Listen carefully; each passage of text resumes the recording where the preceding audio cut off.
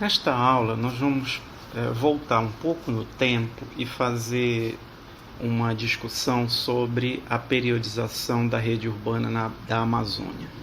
Vamos voltar à discussão do início da disciplina sobre a cidade pré-capitalista e, posteriormente, como que essa cidade traz para si vários elementos do modelo capitalista de produção econômica, porém agora discutindo questões voltadas à região amazônica.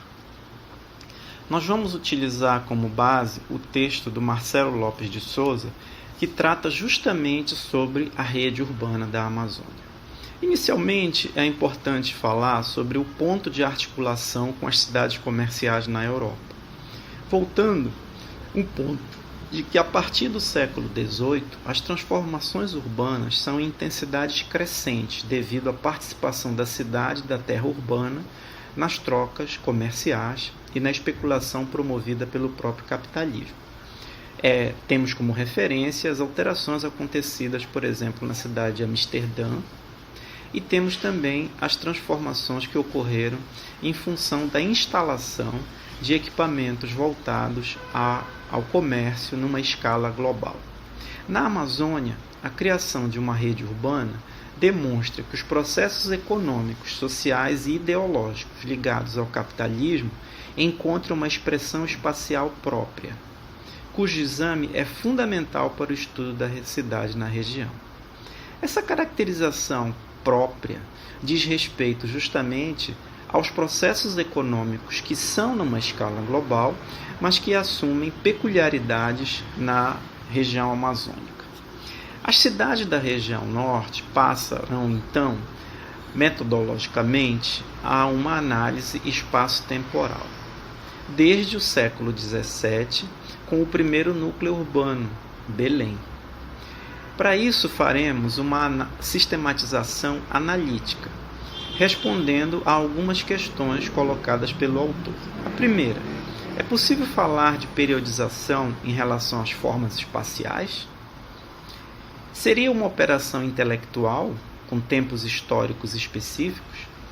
Essas formas espaciais, elas guardam relações com a cidade capitalista europeia, com uma expressão regional desse sistema econômico, ou uma combinação dos dois? Que relações existem entre periodização e escala espacial? O arranjo, o desenho dessas cidades passam por um processo de periodização, e a escala, em que medida acontece? Qual o tempo de duração de cada período? Que elementos devem ser considerados para a periodização de uma rede urbana? E existe finalmente uma rede urbana na Amazônia? Ou uma localização de vários pontos que não guardam relações tanto espaciais como econômicas, ideológicas e sociais? É a este exame que Roberto Lobato Corrêa se dedica e que nós vamos utilizar aqui na disciplina. Inicialmente é importante falar de um tema trazido por ele, que é a da totalidade. O que vem a ser isso? É o exame das instâncias econômicas, jurídico-política e ideológica de maneira articulada, como uma totalidade e não como partes separadas. O primeiro ponto ligado a essa possibilidade de tratar de uma totalidade diz respeito à contemporaneidade do tempo. A dinâmica de cada instância tem um tempo distinto da outra. Ao mesmo tempo que identificamos esta dinâmica, é necessário que se entenda as complementações. O tempo próprio de desenvolvimento, cada uma com a sua temporalidade dotada de uma relativa autonomia na totalidade social. Essa totalidade social diz respeito às condições existentes, tanto para os vários grupos sociais locais, como as relações que eles travam com aqueles que vêm de fora, de tal maneira que cada temporalidade vai ter uma relativa autonomia no que se refere à diferenciação de um tempo ao outro. É importante chamar a atenção de que a periodização é a sequência de combinações desiguais das diferentes instâncias da totalidade social, A totalidade social ela não acaba totalmente, né? Ela vai se transformando. E a periodização é justamente o entendimento de que há uma sequência de combinações desiguais. Ora, alguns grupos estão no poder, outros estão submetidos, assim como há momentos de ruptura ou de continuidade. Por outro lado, a organização espacial assume uma expressão fenomênica, de fenômeno, por conter e estar contida nas instâncias, as instâncias econômicas, jurídico-políticas, ideológicas. A organização espacial constitui-se uma dimensão da totalidade social. Nós não podemos separar as duas coisas. Logo, a organização espacial pode ser periodizada por essas questões todas. Um exemplo é o próprio feudalismo na Europa. A organização espacial feudal, na periodização, há elementos do passado e do futuro que se articulam, né? E assim será a possibilidade de discutir essa periodização na Amazônia. A periodização da organização espacial, especificamente, vai articular uma organização global e uma organização específica. A rede urbana de um determinado lugar, como uma cidade, é resultante de uma combinação singular de variáveis que datam de idades diferentes. O tempo espacial é próprio de cada lugar. O mesmo para a região, ampliando a escala, o que com a colocação em evidência dos fenômenos diferenciados que caracterizam o processo de elaboração da organização espacial, que podem ser grandes, longos ou curtos, pode ter continuidade e intensidade diferentes. Na Amazônia, nós vamos perceber segmentos velhos, segmentos novos e segmentos que estão articulados a esses dois. Então, a periodização e a escala espacial delas emergem das diferenciações de tempos aos quais a organização espacial faz-se diferenciar. Não prioriza-se as regiões, e sim a sequência de tempos. Quanto à duração de cada período, é função da variedade da intensidade dos processos a que foi submetida uma determinada região. No caso aqui, as transformações da cidade comercial e da emergência do capitalismo.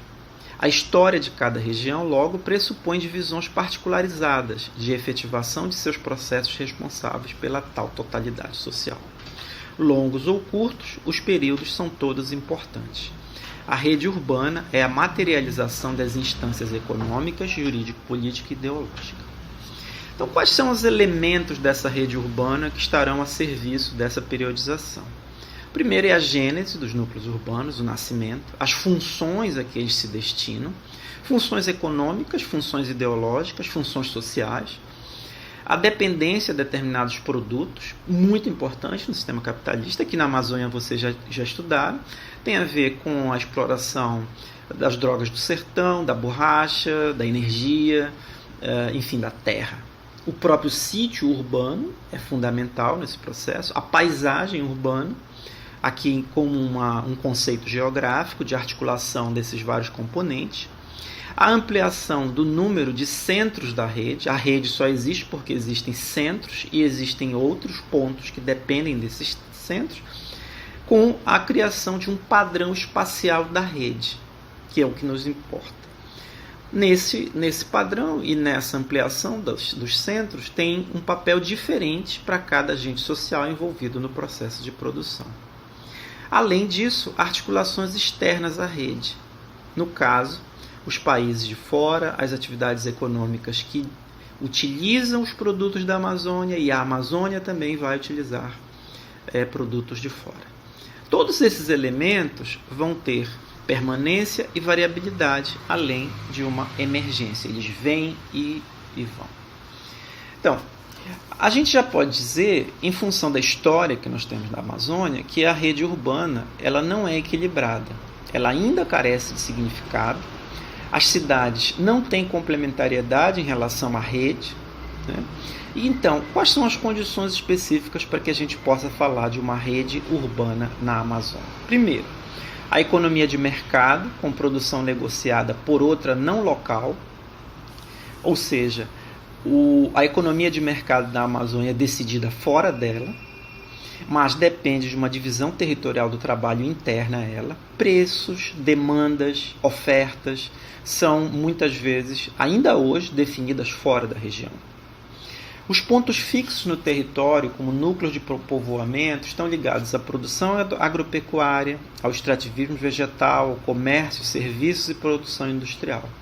Vejam vocês a variedade de atividades econômicas e o quanto essas atividades tocam ou articulam os pontos fixos dos núcleos de povoamento de maneira absolutamente diferenciada. E há um mínimo de articulação entre núcleos, uma articulação que permite circulação com hierarquização. Daí vai depender a circulação por meio dos rios, a emergência das estradas e a combinação dessas duas. Há de se fazer também distinções da rede urbana da Amazônia em relação a outras redes urbanas. E aqui se rejeita inclusive os parâmetros do modelo de Cristalli visto em Tarô 1, sobre os tamanhos dos centros urbanos indiferenciados com desigualdades distribuídas, com fraca articulação, intensidade e frequência. Não há uma padronização. Há um padrão específico de rede urbana de acordo com os tipos de sociedade historicamente identificáveis. E mais, a importância da inserção da rede urbana da Amazônia num contexto externo. Então, falando de forma mais histórica, essa ilustração aqui mostra os processos que são identificados pelo autor. No primeiro, nós temos a implantação de Belém e o início da conquista do território, 1616, século XVII, seguido pela expansão de fortes e aldeias missionárias e embriões de cidades, do século XVII ao século XVIII, a criação e funcionamento da Companhia Geral do Grão-Pará e Maranhão, que se responsabiliza pela vida econômica do século XVIII até o início do século XIX, uma estagnação econômica frequente em função das variações que existem até o início do século XIX, e o boom da borracha do final do século XIX até a Primeira Guerra Mundial, um processo largo de estagnação novamente, de 1920 a 1960, e acrescenta-se a isso um intenso processo de mudança econômica e urbana que vivemos até o presente momento. Então, cada um desses períodos vai ser observado tanto nas suas questões espaciais, para isso nós utilizamos o quadro de Teodoro Braga, que é uma interpretação do século XIX do que seria a fundação de Belém, com a clara divisão, separação da chegada dos portugueses aqui e as relações um tanto maquiadas, né, do que seria essa situação mais pacífica entre os tupinambás e os portugueses, e a instalação aqui do Forte do Presépio numa localização estratégica. A fundação de Belém, então, é marcada pelas condições do sítio, de proteção e ponto de partida para a conquista do território. É uma área protegida do oceano e distante do estuário norte, hoje o Macapá, e ao mesmo tempo porta de saída e entrada da Amazônia. No período seguinte, destaca-se a instalação de fortins, aldeias missionárias e as drogas do sertão. Cada ponto desse vocês têm no mapa aqui da Amazônia, inclusive do estado do Pará, incluindo ao redor de Belém, missões, alguns fortes localizados dentro da região e a área de atração das drogas do sertão. E os limites atuais. Ou seja, há uma combinação da posição vantajosa e de controle da circulação por meio dos rios e o extrativismo indígena que está associado à localização das as aldeias missionárias. O fluxo de produtos passa por Belém e vai para a Europa, e como beneficiários nós temos as ordens religiosas. E, além disso, uma rede urbana embrionária do tipo dendrítico. O que seria esse dendrítico? Em função da capilaridade, assim como existe no corpo humano dos vasos sanguíneos, teríamos a capilaridade dada pela rede hídrica dos rios de igarapés e as confluências entre eles. Isso é fundamental para o que nós temos até hoje em termos de rede urbana. A estagnação da vida econômica dá-se justamente pelos conflitos que vão existir entre as missões religiosas e o crescente liberalismo econômico que vem da Revolução Industrial e impõe um comércio livre não monopolista, que faz com que há variações dos preços em função das demandas europeias, como a queda do preço do cacau e a própria borracha pouco utilizada no início do século XIX. Para isso, é estabelecido por Portugal a Companhia Geral do Grão-Pará e Maranhão, que seria, nos moldes da Península Ibérica, aquilo vivido pelas atividades comerciais controladas, inclusive, pelos holandeses e ingleses. Aqui na região, essa companhia vai ser muito importante para alterar uma vida urbana pouco estabelecida no Baixo Tocantins e no Vale do Rio Negro, a diminuição do crescimento urbano, com a baixa arrecadação tributária, e a proeminência de Belém, ribeirinho centralizado no eixo do Amazonas. Este é o contexto em que a Companhia Geral do Grão-Pará e Maranhão vai alterar as localizações, os fluxos, até alcançar um controle da produção, principalmente da borracha, e oferecimento disso no mercado europeu. O resultado disso é o boom da borracha, com a expansão do extrativismo e da rede urbana da Amazônia, pela demanda externa da borracha e não exatamente pelo consumo local, a superação do sistema primitivo de transporte e escassez de mão de obra, a oferta de mão de obra de capitais para o financiamento da produção, a expansão e revigoramento urbano, as relações entre núcleos de povoamento e mecanismo de aviamento, entendendo aqui que o aviamento se refere à maneira como os grupos econômicos localizados na metrópole Belém e depois na metrópole Manaus resolviam o comércio com as áreas de exploração, os seringais, por meio de um sistema em que, em vez de serem trocas monetárias, a ênfase era na troca de produtos. Por fim, e até aproveitando aqui a imagem da escadaria da loja Paris na América, é muito importante chamar a atenção para os melhoramentos urbanos nas duas cidades.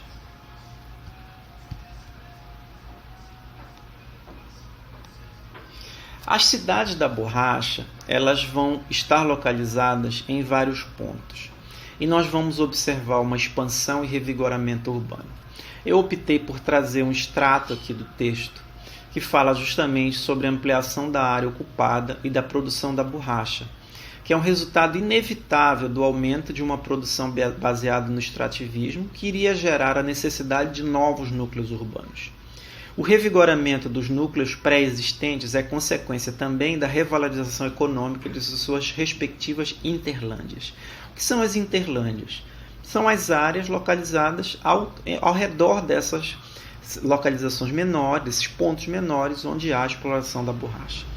Há o registro, então, de novos núcleos, surgidos sobretudo nos vales dos rios Madeira, Purus e Juruá, na Amazônia Ocidental, que esses núcleos seriam as futuras sedes municipais, eram em suas origens ponto de comércio por serem sedes de seringais, todas ribeirinhas, todas em confluências de rios, em terra firme ou em várzea alta, constituíram-se naquela época em pontos ideais de uma pequena bacia hidrográfica subsidiária dos grandes eixos transversais ao Amazonas. Os exemplos são abundantes dessas localidades. Manicoré, no rio Madeira, Boca do Acre, Chapuri, Brasilé e Sena Madureira, no Alto Purus, Ipixuna, Feijó, Tarauacá e Cruzeiro do Sul, na bacia do Alto Juruá, e a cidade de Rio Branco, estudada por um autor Guerra, que está em referência no texto, é um dos exemplos mais conhecidos. Originou-se no período de 1880 e 85 a partir da criação do Seringal Empresa, pertencente a um cearense que subira o Purus e seu afluente Acre. Em 1904, o povoado é elevado à categoria de vila com o nome de Volta da Empresa e no mesmo ano passa a se denominar Rio Branco. O boom da borracha aqui, mais para a área de Belém, para os municípios localizados na chamada Zona Bragantina, merecem destaque, principalmente pela construção da estrada de ferro de Bragança, que opera até 1965, e vocês veem aqui os mapas dos ramais e a criação das várias localidades, como, primeiramente, Benfica, Benevides, Americano, Castanhal, depois nós temos Maracanã, aqui mais em direção ao oceano, né? Temos a seguir Capanema, até descer a Orem, Quatipuru, Bragança, até terminar a Estrada de Ferro. Isso aqui é muito importante para a urbanização da área de produção mais localizada nas proximidades de Belém. É o cinturão, se a gente pudesse fazer uma comparação, é o cinturão verde de produção agropecuária de abastecimento para Belém. Bem, chegando nos processos de estagnação econômica após o ciclo da borracha e os seus efeitos na rede urbana. Aqui, a cidade e a rede urbana está associada à fronteira do capital, e as transformações dessa rede urbana estão ligadas à urbanização concentrada, à ascensão de Manaus, revigoramento de centros urbanos e o significado disso para a rede urbana. Não poderíamos falar na cidade ou nas novas cidades que vão ser criadas em função das atividades econômicas sem ter noção desses períodos de apogeu e de estagnação do que veio a se constituir uma rede urbana. Sim, há uma rede urbana na Amazônia de caráter dendrítico, com cidades principais e uma rede de articulação entre elas.